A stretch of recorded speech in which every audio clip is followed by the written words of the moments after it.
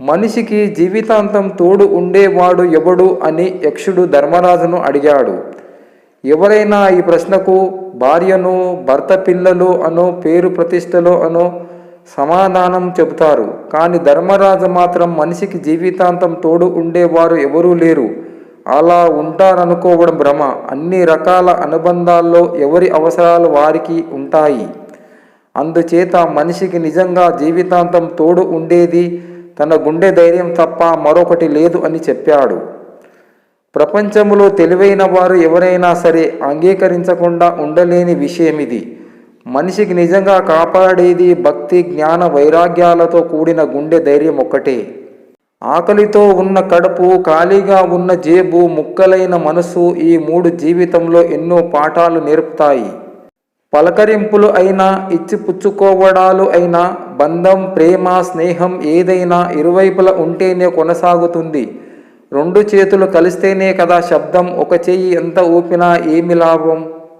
గెలవకపోవడం ఓటమి కాదు, మళ్ళీ ప్రయత్నించకపోవడమే ఓటమి.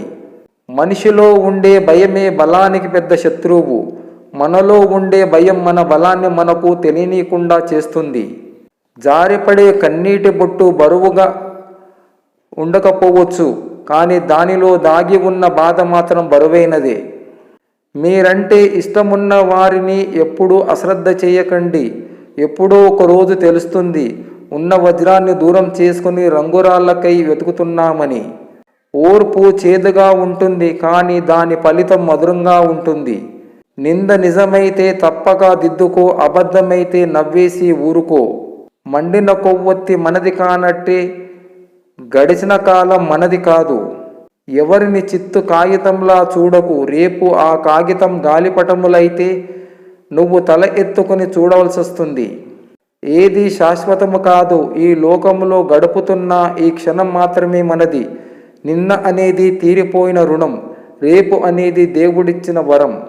కోపం హద్దులు దాటుతున్నప్పుడు మాటలతో ఎప్పుడు సమాధానం చెప్పకు. ఎందుకంటే నీ మౌనాన్ని మించిన సమాధానం మరొకటి లేదు. అందనంత వరకు అన్ని అందంగానే ఉంటాయి. అందిన తర్వాత అందమైనవి కూడా అలసైపోతాయి. అది మనిషైనా వస్తువైనా. బంధములో ఏవైనా గొడవలు వస్తే సర్దుకుపోవడం కన్నా అర్థం చేసుకోవడం ముఖ్యం. ఎందుకంటే సర్దుకుపోతే మళ్ళీ మళ్ళీ గొడవలు వస్తూనే ఉంటాయి. అదే అర్థం చేసుకుంటే ఆ బంధాల్లో గొడవలే రావు. కోపం వచ్చినప్పుడు మనసుతో పోరాడు, మనిషితో కాదు. సమస్య వచ్చినప్పుడు కాలంతో పోరాడు, కన్నీటితో కాదు. దారిలో అడ్డు వస్తే ఆపాల్సింది ప్రయాణం కాదు, నడిచే పద్ధతిని. చేసే పనిలో అడ్డంకులు వస్తే ఆపవలసింది పని కాదు, ప్రయత్నించే విధానం. కష్టం ఎప్పుడూ ఉండదు, సంతోషం రాక మానదు. వచ్చే వరకు కష్టాలను ఓర్చుకో, సంతోషాలు నిన్ను వెతుక్కుంటూ వస్తాయి. పిరికితనం అడుగుతుంది ఆ పని చేయడంలో ప్రమాదమా లేదా కాదా అని. దురాశ అడుగుతుంది ఆ పని చేయడం వల్ల లాభం వస్తుందా అని. అహంకారం అడుగుతుంది ఆ పని చేస్తే నాకు పేరు వస్తుందా అని. కానీ ఒక్క అంతరాత్మ మాత్రమే అడుగుతుంది ఆ పని చేయడం మంచిదేనా అని. ఓర్పు లేని మనిషి నూనె లేని దీపం లాంటి వాడు. ఆస్తి పెరగాలంటే మార్గాలు అనేకం. అభిమానం పెరగాలంటే మాత్రం ఒకటే మార్గం, ఆత్మీయత.